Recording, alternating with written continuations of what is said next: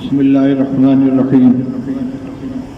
الحمد لله رب العالمين، والصلاة والسلام على سيد الأنبياء والمرسلين سيدنا ومولانا محمد وعلى آله وأصحابه أجمعين. أما بعد فأعوذ بالله من الشيطان الرجيم. بسم الله الرحمن الرحيم. وذروا ظاهر الإثم وباطنه إن الذين يكسبون الإثم سيجزون بما كانوا يقترفون. صدق اللہ العلی العظیم. محترم بزرگوں، عزیزوں اور بھائیوں، میں نے قرآن پاک کی ایک چھوٹی سی آیت تلاوت کی ہے. اس میں اللہ جل شانہ نے تمام ایمان والوں کو مخاطب کر کے فرمایا ہے کہ کھلے ہوئے گناہوں کو بھی چھوڑ دو اور چھپے ہوئے گناہوں کو بھی چھوڑ دو.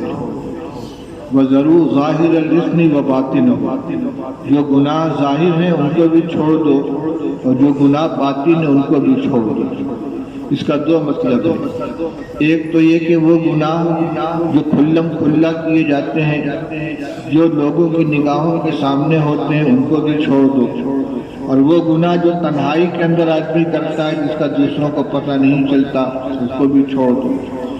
دوسرا مطلب یہ ہے کچھ گناہ وہ ہیں کہ جو ظاہری اعضاء سے صادر ہوتے ہیں، جھوٹ بولنا، گالی بکنا، نماز نہ پڑھنا، والدین کو ستانا وغیرہ. اور کچھ گناہ وہ ہیں جن کا تعلق باطن سے ہے، حسد ہے، بغض ہے، کینہ ہے، تکبر ہے، کسی کے بارے میں بدگمانی ہے.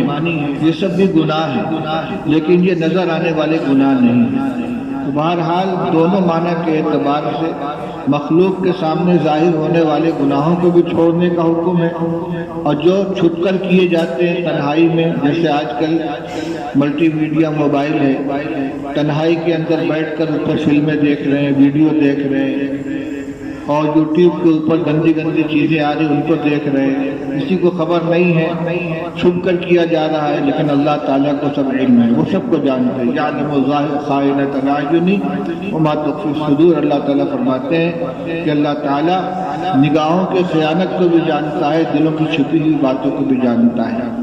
اس لیے بس اس مختصر سی نصیحت کو یاد رکھیں اور اپنے عمل کا ہر وقت اس کی روشنی میں جائزہ لیتے رہیں کہ کوئی گناہ نہ مجمع کے اندر ہونے پائے، لوگوں کی نگاہوں کے سامنے گناہ ہونے پائے، اور نہ تنہائی میں چھپ کر خلوت کے اندر اجنبی لوگوں کے درمیان کوئی گناہ ہو.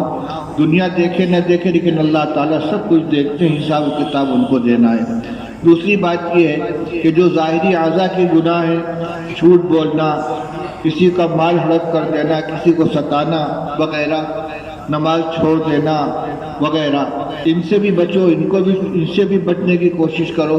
اور جو گناہ دل کے اندر چھپے ہوتے ہیں، تکبر ہے، حسد ہے، بغض ہے، کینہ ہے، بدگمانی ہے، یہ سب بھی بڑے گناہ ہیں. ان سے بھی اپنے آپ کو بچانے کی کوشش کرو. آیت کریمہ میں نے آپ کے سامنے پڑھ دی.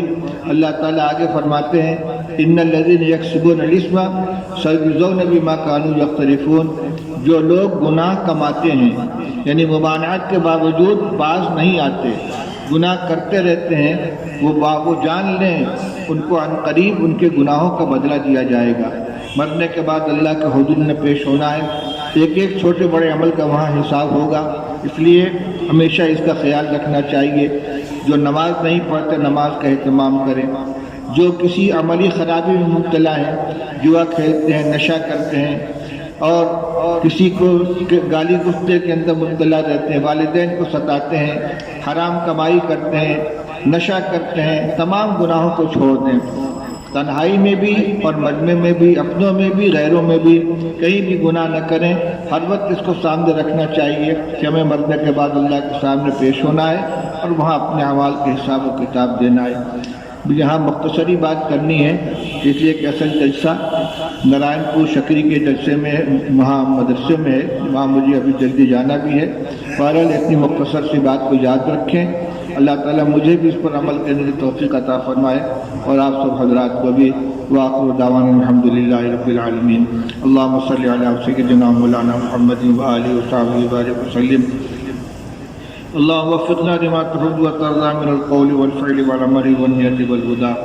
اے اللہ ہم سب کے گناہوں کو معاف فرما دے، ہمارے سیئات سے درگزر فرما دے، اپنی طاعت کی توفیق نصیب فرما، اپنی نافرمانیوں سے ہماری حفاظت فرما، ہمیں سچا پکا مسلمان بنا دے، ہر معصیت سے ہماری حفاظت فرما، مسجدوں کو آباد کرنے والا بنا دے، گناہوں کی نفرت ہمارے دلوں میں پیدا فرما دے، ہم سے راضی ہو جا، اپنے رضا والے اعمال کی توفیق عطا فرما۔ وصلی اللہ تعالی علی خیر خلق محمد وآلہ وصحبہ اجمعین برحمتک یا ارحم الراحمین۔ السلام علیکم ورحمۃ اللہ۔